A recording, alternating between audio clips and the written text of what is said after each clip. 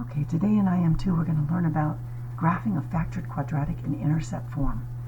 And this is section 3.5. So if you look at intercept form, it's the same as factored form. And it's important that you know what you can get. So let's ask, what can we tell from just looking at the factored form? Well, we can tell if there's a reflection, if A is positive. Okay, positive A, no reflection. And negative A is a sad face. We can tell that it has two intercepts. Okay, we can't tell what kind they are, but it gives us the two intercepts, the x-intercepts. Remember that the different names for x-intercepts that you will find as you study quadratics is x-intercepts, solutions, roots, and zeros. These are all names that you'll come in contact with as you go through different books and different videos. Okay, so in this exploration in the journal, they are being very basic. They're just asking you to say, is this a positive or is this a negative? But we're going to delve a little bit deeper into this so we can explain things a little bit better. But we'll do the first ones just like they asked us to. So the first one I can see is that I have a positive graph and I have two positive intercepts. So I'm just going to write the f of x, but I'm going to add an a, because we know that a tells us whether it's positive or negative, x minus p, x minus q. And the a also tells us if there's a stretch or shrink, but for now we're just going to leave it at this. When we have a positive intercept, our formula will have a minus here, okay? Because that means that this is a positive value. Over here we have a negative graph, so that means when we write this, we're going to have a negative a, and we have two positive intercepts again, so we have x minus p and x minus q. And the p and the q just represent our factors, nothing more than that. Okay, in the second example, it changes up a little bit. We have one intercept that's a 0 and one intercept that is positive. We have a positive graph. So when we write this, we're going to go the f of x equals positive a, and then we're going to go x minus 0. I'm going to go left to right with these intercepts, and then x minus q. And I can simplify this to just ax, x minus q.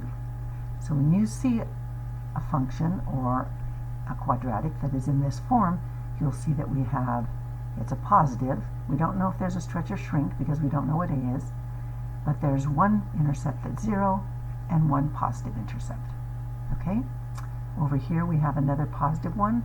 We have one negative intercept and one that equals 0. So we're going to go f of x equals a, and this time when we put our p in there, we're going to say it's a negative p. It's a negative intercept. And then we have x minus q. And so if we simplify, we get a x plus p and x minus q. And when we see this, we'll recognize that we have a negative intercept, okay, negative intercept, and one positive intercept. Okay, now we're going to look at this one. We have a negative graph, we had one negative intercept, and we have a 0 intercept. So going left to right, we're going to say the f of x. We have a negative a, we have an x minus negative p, and we have an x minus 0. And so that means it's going to simplify to negative a, x plus p, and now we've got this x here. And we don't want to leave that there, so we're going to rearrange using commutative property until we get this.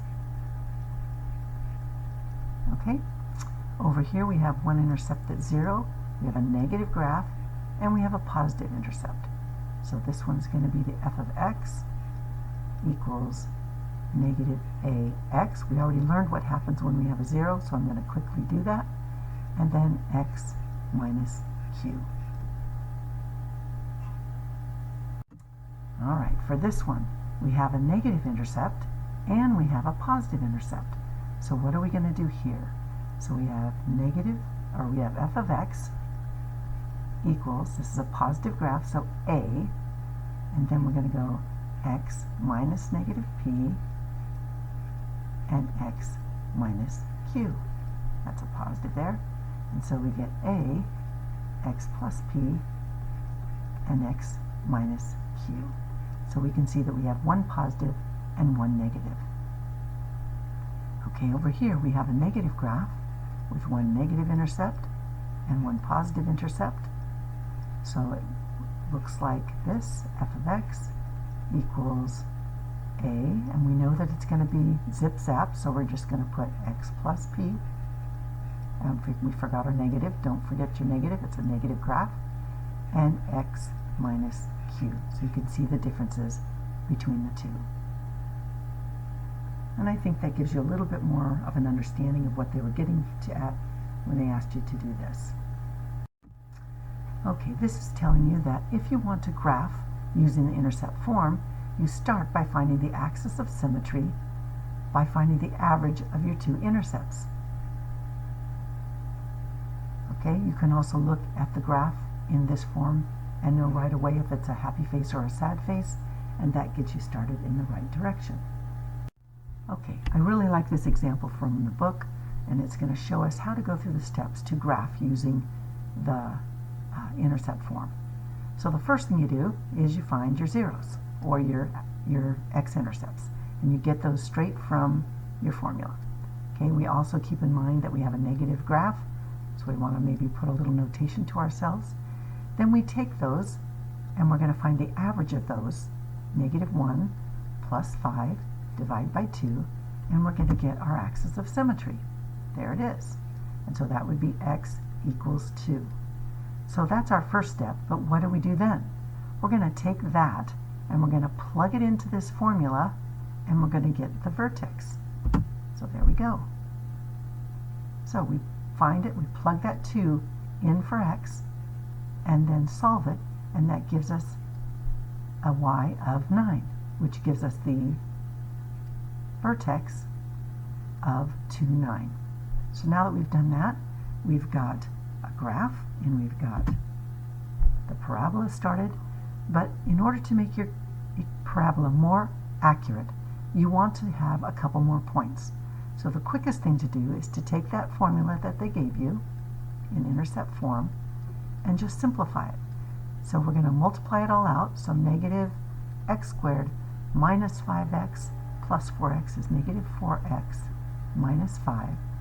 And then we're going to distribute the negative, negative x squared plus 4x plus 5, and that gives us our y-intercept, which is right there. And then we have another point, the near point over here, and now we have our 5 points to make the graph even more accurate. Okay, so let's identify the x-intercepts, the axis of symmetry, and the domain and range for each of these points that we have here. So we're just going to go through them and practice. So we've got number 2, our x-intercepts are 2 and 3. We're going to divide that by 2.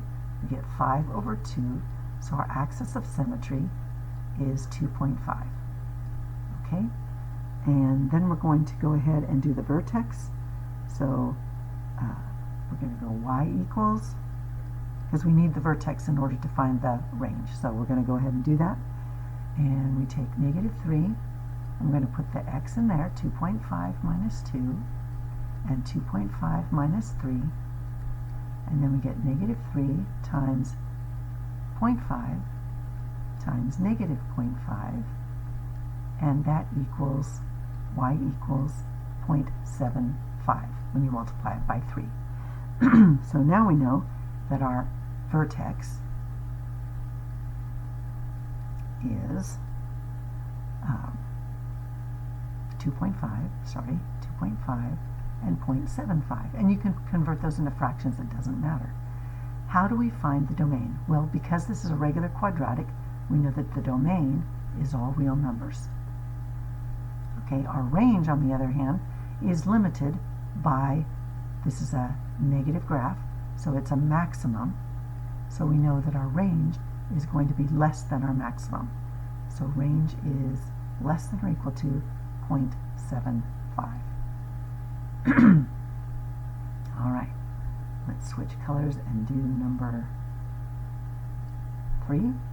So for number 3, we have our intercepts are negative 5 and negative 1.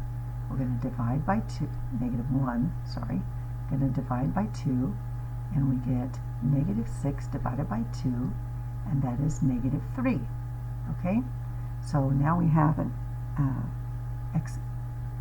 axis of symmetry of x equals negative 3. We're going to plug that into our formula. Negative 3 plus 5 times negative 3 plus 1, and we get 2 times negative 2, and that equals negative 4. So our vertex is negative 3, negative 4, and this is a happy face graph, so this is a minimum. So our domain is all real numbers, and our range is y is greater than or equal to negative 4. So this was number 3. Okay, if you want to push pause here and try to do the next one on your own, go for it. Otherwise, just hang out and we'll do it together. Okay, here's number 4. So our x-intercepts are 3 and 1, and then we divide by 2, so it's 4 over 2 equals 2. Okay, then we're going to plug that in. Remember, we have a downward facing graph this time, so it always makes a difference. So we go negative 4, we go 2 minus 3 times 2 minus 1, and we have negative 4 times negative 1 times 1. And so that equals 4. Okay, so our vertex, and they didn't ask us for this, but I like to always write it, is 2, 4. And our domain is all real numbers. And our range, because it's a sad face and it's a maximum, is less than 4. So our range is y is less than or equal to 4. Make sure that you use a y when you're describing the range. Okay? All right. So here's the answers. You can check. And there we go. All right. So our last step in this graph, or in this video, is to graph this one. So we're going to start by finding our intercepts, which are negative 3 and positive 1. And we're going to divide by 2. So we go negative 2 divided by 2 is negative 1. So our axis of symmetry is x equals negative 1. So first thing I'm going to do is I'm going to go ahead and graph that. Okay, then I'm going to take the negative 1 and plug it in. Negative 2 times negative 1 plus 3 times negative 1 minus 1. And this is negative 2 times 2 times negative 2. And that equals positive 8, because it's a negative times a negative, and 2 cubed. So my vertex is negative 1, 8. So I'm going to do these by 2, so 2, 4, 6, 8. This is my vertex. Okay? This is my axis of symmetry.